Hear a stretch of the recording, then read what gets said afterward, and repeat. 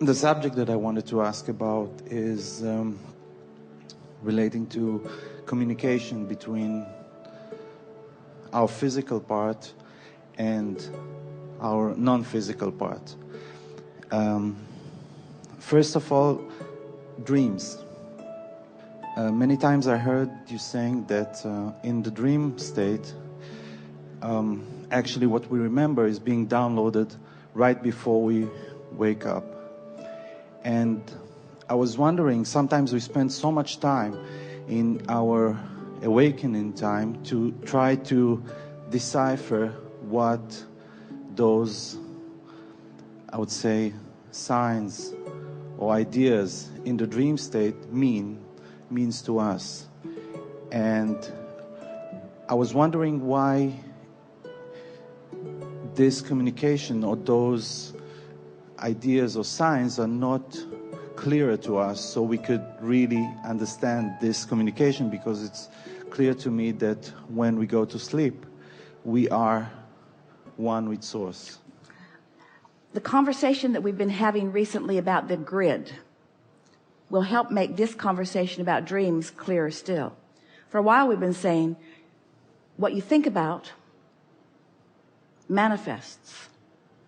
It also manifests in your dream state. Yes. But it's easier to manifest in your dream state because there's less resistance to that manifestation. Today we would like to add to that in the same way that we were just describing to our friend how the grid fills in, the dream that you're having is the grid filling in. So let's talk about what grid is filling in. In other words, is it possible to have a fearful grid going on, to have awareness of something unwanted going on, and then while you're sleeping, that's the grid that fills in? Or something wanted, that's the grid that fills in. So the most helpful thing that you could do for yourself when you awaken from any dream is try to get a piece of the tail of it. In other words, because as soon as you get hold of something, more of it will come back to you. But ask yourself this very important question. How did I feel? How did the dream feel? Because how it felt is your indicator of what grid was filling in. So if it felt fantastic, if it's something that you'd like to dream again, that you want more detail about, then acknowledge consciously, I've got good things going on vibrationally, I'm in a good place, and that grid is filling in. And as you acknowledge that, then more detail will fill in, just like in your wake state, more detail will fill in. But if it felt uncomfortable in the dream state, then say to yourself, that's a grid that I got going on, not really sure how I got it going on, but that's a grid filling in. In other words, are you following us? Do you get this concept of the grid filling in? Of it first becoming a thought, and then becoming an impulse, and then becoming a rendezvous, and then becoming a manifestation. In other words, the big question that we want to help you ask and answer is, how is it that things move from a vibrational state to a manifested state? How is it that those grids fill in? And the grid fills in only by consistent offering of vibration. You offer a vibration consistently enough about wanted or unwanted, and the grid will fill in. So your dreams can be enormously helpful because they can be a sort of advanced announcement of what kind of grids you got going on. And if you're not happy with the way you feel in your dream, then get more general about whatever you think the subject at hand is.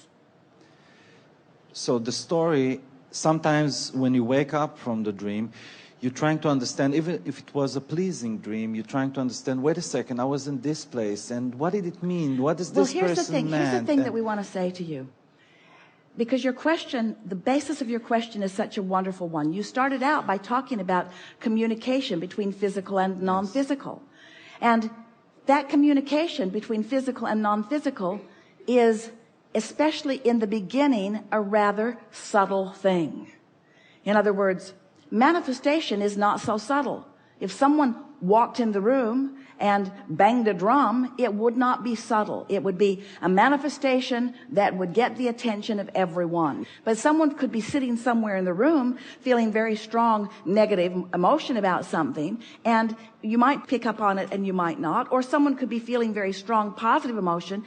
The vibrations are more subtle in relationship to manifestations. Esther has been noticing, because She is talking with Jerry now almost every day, writing to him, receiving from him. And it's easy for her, easier than it is for most, because she's already accustomed to the translating of the subtle energy. She knows she has to get into a clear place. She knows she can't have a lot of contradiction going on. Or she knows she must have strong desire. Sometimes she's got contradiction going on because she's missing him, but her desire is strong. But in any case, it's a subtle communication. It's not like him walking into a room and standing in front of her and speaking words to her. It's more subtle than that. Communication with non-physical is more subtle. But what she's beginning to understand is that in its subtlety, when she takes the time, and when her desire is strong, she does, to tune to the subtlety, then even though it's subtle, it is enormously rewarding. And we think this is a conversation about manifestations. We think that this is a conversation about humans want manifestations because you prefer the not so subtle things. You want the manifestation in part because you want to have it, in part because you want others to observe it, in part because observing it then makes it easier to feel it. But if you can show yourself how you can feel it before you observe it, if you can tune yourself to the subtleties of the vibrational frequency of who you are, and then watch the dreamscape fill in, and then watch the wakescape fill in, then you've got it. I understand. Which brings me to the part of the awakening.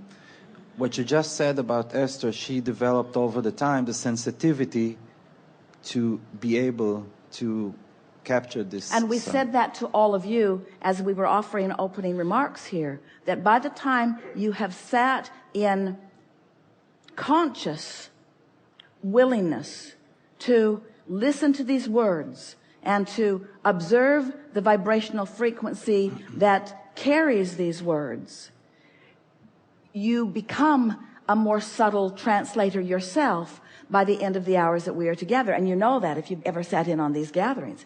It's a remarkable thing. An audience gathers. Some people here for the first time. Some have been here many times. Some have read everything. Some are just beginning the process. But once you begin to tune to the frequency, you get stuff that you usually don't get. You know stuff that you usually don't know.